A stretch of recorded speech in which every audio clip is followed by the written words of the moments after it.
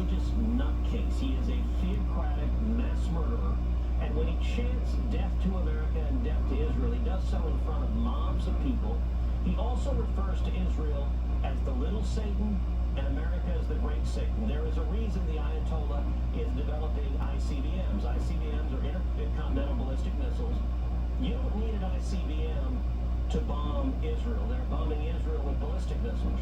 You need an ICBM to get to America. If Iran gets a nuclear weapon, I think the odds are unacceptably high that we would find out with a mushroom cloud over New York City or Los Angeles or Tel Aviv and Israel. And what Israel has said, and we are going to act. Israel's a tiny country. It's the size of the state of New Jersey, and they are taking out Iran's military with surgical precision. They're taking out virtually all of the senior leaders of the military. They're taking out their nuclear scientists. They are leveling nuclear facilities on the ground. And I think President Trump is exactly right to say we stand with Israel. And I'm with the 75% of Americans that agree with the president's strong stance to keep America safe. That's the commander-in-chief's #1 job, to protect American lives and keep America safe. That's what Donald Trump is doing today. You know, Senator, this has been discussed for so many years. We've discussed it on this program for years. And now we literally allowed the Iranians, Joe Biden allowed them to get rich. It was able to build up their weaponry, foment terror, build up their nuclear program. All of that, I believe, could have been prevented. Donald Trump left Joe Biden and Iran on the verge of bankruptcy. But we are where we are today, and it's a minute till midnight. And they're at 60% enrichment.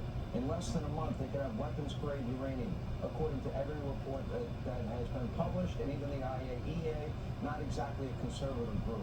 So it seems like this is the moment that will forever end their nuclear ambition. To me, that moment, we cannot miss the moment.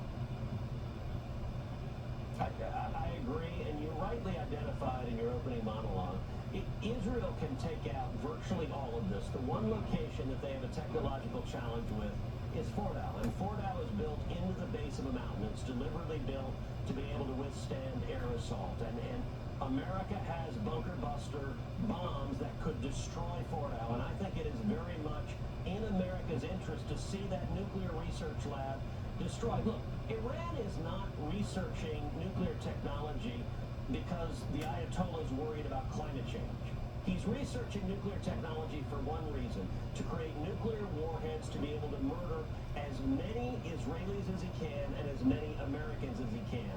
And the president is rightly focused. He is not going to let a theocratic lunatic murder Americans. And I will say, there's some in the political debate that are urging the president essentially to be isolationist, not to engage and not to defend America. Donald J. Trump has never been isolationist. He doesn't want to get us into unnecessary wars. We're not going to see boots on the ground in Iran. But if you look at the first term, President Trump, he utterly destroyed ISIS and their caliphate. He took out General Soleimani, the leading state sponsor of terrorism. He took out al-Baghdadi, the leader of ISIS. Donald Trump has not hesitated to act when he's protecting American lives. That's exactly what's happening in Israel. And I want to say, God bless the people of Israel. Pray for the people of Israel tonight, and pray for our servicemen and women in harm's way. Well said. Amen.